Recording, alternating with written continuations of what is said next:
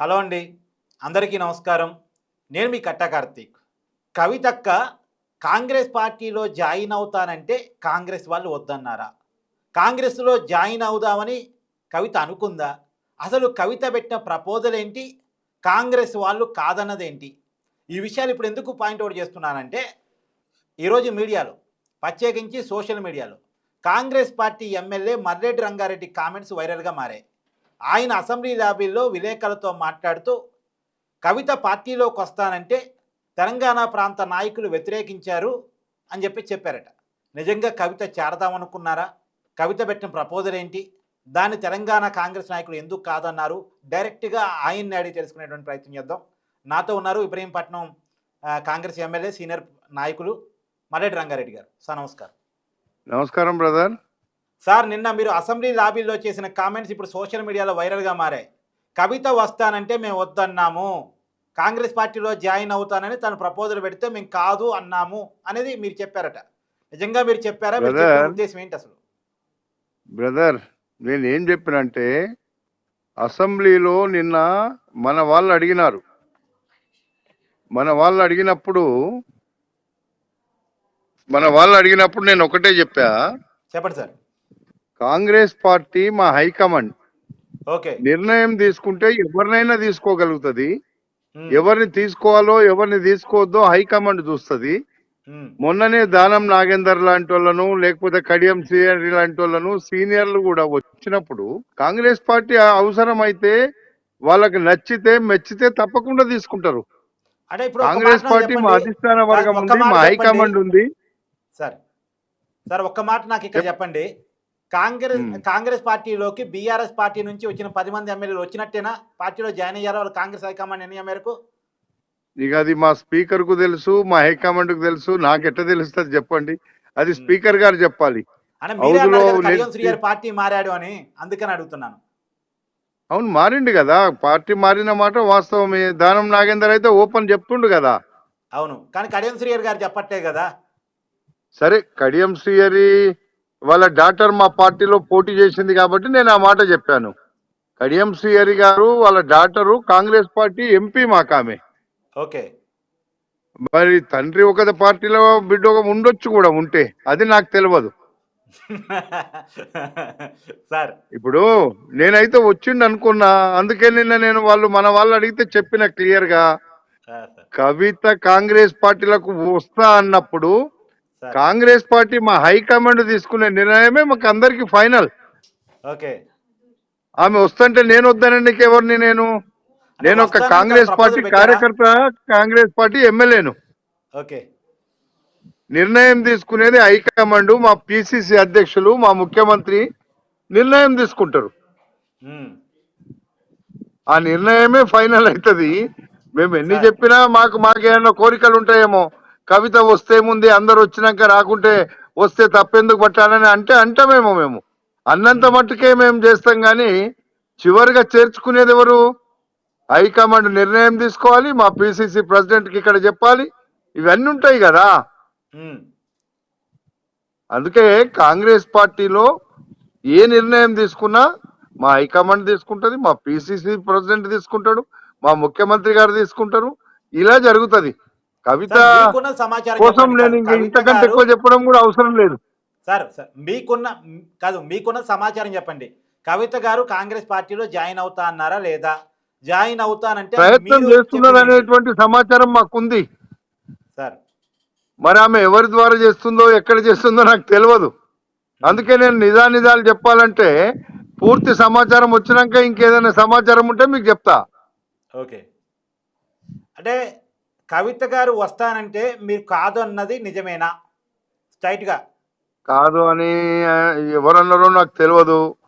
నన్ను అడిగితే నేనైతే వద్దని చెప్పను. మా అధిష్టాన వర్గం తీసుకుంటే రమ్మని చెప్తాను. కాంగ్రెస్ పార్టీ ఈ దేశానికి రాబోయే రోజుల్లో రక్ష. కాంగ్రెస్ పార్టీ వల్లనే ఈ రాష్ట్రం బాగుపడుతుంది, దేశం బాగుపడుతుంది. కాంగ్రెస్ పార్టీ లేకుంటే ఈ రాష్ట్రం, దేశం దాన్ని ముక్కలు చెక్కలు చేసే పరిస్థితి కానొస్తుంది. సార్ కాదు, కవిత గారు మీ పార్టీలోకి వస్తానని ప్రపోజల్ పెట్టారా? మీకున్న సమాచారం మీరు చెప్పండి. నేను పేపర్లలో చదివిన కాంగ్రెస్ పార్టీలో కవిత వస్తుందని. అంతే తప్ప నేను ఇంకెక్కడ చదవాలా, పేపర్లలో చదివే చెప్తున్నా నేను. ఉమ్. అది అంటే మీరు ఆ సమాచారం, నా పార్టీలో దగ్గర ఉన్న సీనియర్ నాయకులు, మీకు సమాచారం మీకు తెలియకుండా చెప్పిన. ఏముండదు కదా సార్. రేవంత్ రెడ్డి గారి క్లోజు. బ్రదర్, నేను పిసిసి ప్రెసిడెంట్ని కాదు, లేకపోతే నేను హైకమాండ్ లో నేను ఒక మెంబర్ను కాదు. ఆ? ఉమ్. నేను ఎందుకు చెప్తా చెప్పండి. నేను నేను నేను ఒక ఎమ్మెల్యేను. ఒక ఎమ్మెల్యేగా ఏమన్నా చెప్పగలుగుతాం మనం. ఉన్నది పార్టీ కోసం, పార్టీ మంచి కోసం, పార్టీ భవిష్యత్తు కోసం బాగుండడానికి ప్రయత్నం చేస్తాం. సరే కాదు సార్, మీరు కేవలం ఎమ్మెల్యే ఎమ్మెల్యే అని పదే పదే చెప్పుకున్నారు. మీరు నిజానికి మంత్రి కావాల్సిన వ్యక్తి మంత్రి అవుతున్నారని కూడా మీరు ఏ పేపర్లో అయితే చెప్పారో అదే పేపర్లో చాలాసార్లు రాసినాయి. మీరు మంత్రి ఎప్పుడు కాబోతున్నారు మరి? మా అధిష్టాన వర్గం తప్పకుండా నిర్ణయం తీసుకుంటది, నిజానిజాలు తెలుసుకుంటది. నిజానిజాలు తెలుసుకున్నాక మల్రెడ్డి రంగారెడ్డి అరుడా కాదా రంగారెడ్డి జిల్లాకని తెలుసుకున్న తర్వాత ఇస్తుంది. 100% వస్తుందనే నమ్మకం, విశ్వాసం నాకుంది. ఆ విశ్వాసంతోనే నేను తప్పకుండా పార్టీ బలోపేతం చేయడానికి ప్రయత్నం చేస్తాము. రేపు ఎన్నికలు వస్తాయి. గ్రేటర్ హైదరాబాద్ అనేది ఇప్పుడు మాకు ఒక పెద్ద, హైదరాబాద్ రంగారెడ్డికి సంబంధించి రాష్ట్రంలో సగభాగం ఉంది. సగభాగం ఉన్నటువంటి రాష్ట్రంలో మంత్రులు లేరు. మీరు మంత్రులను పెట్టండి అని డిమాండ్ అడుగుతున్నాం. మేము మా అధిష్టాన వర్గాన్ని అడుగుతున్నాం. అందులో తప్పేముంది? మేము ఇంకెవరిని అడుగుతాము? మా హైకమాండ్ని అడుగుతాం కదా. ఉమ్. హైకమాండ్ అడుగుతాము, ఉన్నది చెప్తాం. ఎక్కడైనా తప్పులు జరిగితే ఇక్కడ తప్పు జరుగుతుంది. రాష్ట్రంలో 10 జిల్లాల తెలంగాణ ఇచ్చిండ్రు. ఇచ్చిన 10 జిల్లాలలో 10 మంది మంత్రులు ఇవ్వాలి. కానీ సగ రాష్ట్రానికి 4 కోట్లు 3 కోట్ల 80 లక్షల మంది ఉన్నట్టుగా నిన్న అసెంబ్లీలో మా ముఖ్యమంత్రి గారే చెప్పిండ్రు. 1,34,00,000 గ్రేటర్ హైదరాబాద్ లో ఉంది అని చెప్పిండ్రు. ఇప్పుడు మరి రంగారెడ్డి జిల్లా ఇంకా సగభాగం ఉంది. మొత్తం రంగారెడ్డి హైదరాబాద్ కలిపితే ఈ రాష్ట్రంలో జనాభాలో సగభాగానికంటే ఈరోజు ఎక్కువైంది. కానీ సగభాగంలో మంత్రులు ఉన్నారు, ఇక్కడ లేరు అని మా అధిష్టాన వర్గం చెప్పడంలో తప్పేముంది? మేము చెప్పుకుంటాం కదా, మా బాధలు మేము చెప్పాలి కదా.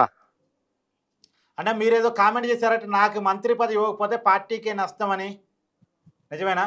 పార్టీకి నష్టపడకుండా ఉండాలంటే మేమందరం పార్టీకి ఇప్పుడు మేము 10 సంవత్సరాలు అధికారం లేకపోతే పోరాడి తెచ్చుకున్నటువంటి మా కాంగ్రెస్ పార్టీలో మేము ఉండకపోతే మరి మాకు నష్టమే కదా. మా కార్యకర్తలు ఎక్కడెక్కడ ఆలోచిస్తుంటారు కదా. ఉమ్. మీరు రంగారెడ్డి జిల్లాలో ఏ మూలకు పోయి అడగండి, ఏం చెప్తారో అదే చెప్తారు కదా. రంగారెడ్డి జిల్లాలో ఉండేటువంటి సగభాగం ఈ రాష్ట్రంలో ఉండేటువంటి హైదరాబాద్ రంగారెడ్డిలో కనీసం గతంలో 6 మంది మంత్రులు ఉన్నారు. ఇప్పుడు కూడా మీరు ఇవ్వండి అని మా అధిష్టాన వర్గాన్ని రిక్వెస్ట్ చేస్తున్నాం మేము. సార్, మీరు రెడ్డి సమాజ వర్గంలో ఉన్నారు కాబట్టి మీకు మంత్రి పదవి రావటం చాలా కష్టమే అనేటువంటి వార్త మీద మీ అభిప్రాయం ఏంటి? బ్రదర్, ఇప్పుడు మీరు ఒకటి గుర్తుపెట్టుకోండి. టిఆర్ఎస్ ప్రభుత్వంలో కూడా 6 మంది రెడ్లు మంత్రులు ఉన్నారు, 2 రెడ్లు స్పీకర్లు ఉన్నారు.